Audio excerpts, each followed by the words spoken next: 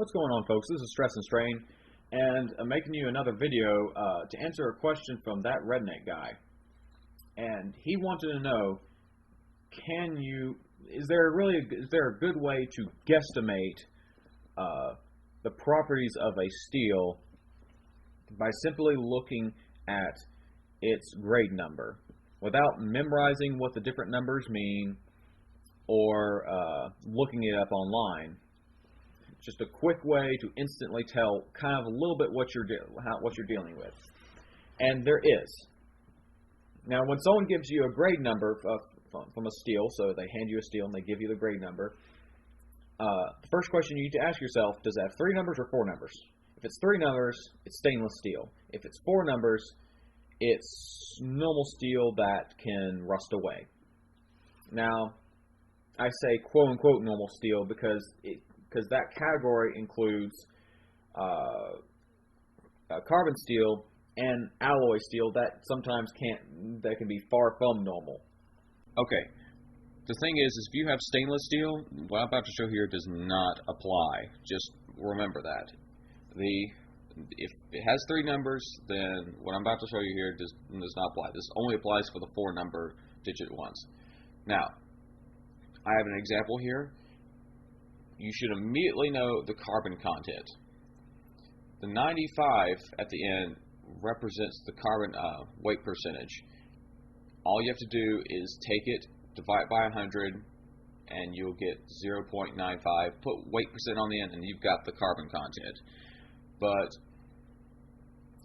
in general, all you really have to do is just look at that number, and if that number is high, you're dealing with high carbon. If that number is low, you're dealing with low carbon steel. And so you should know that right off the bat. In this case, it's 95, so it's high carbon steel. Now, the first number tells you what kind of alloy you're dealing with. What sets this apart from normal, boring carbon steel? Now, to understand what this number means, you have to look it up in a table, and that table tells you what kind of alloy this is. But in general, the higher this number, then the stranger the alloy, basically. That's the general way to. It's not always correct, but it's a pretty good way to know what's kind of going on. Now, the second number is just a grade number.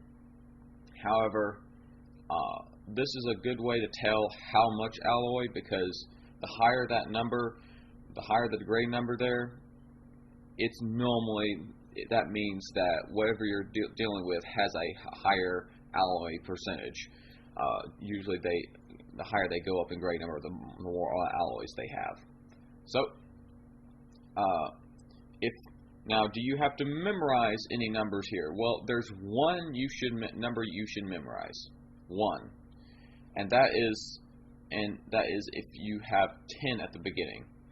That is plain carbon steel.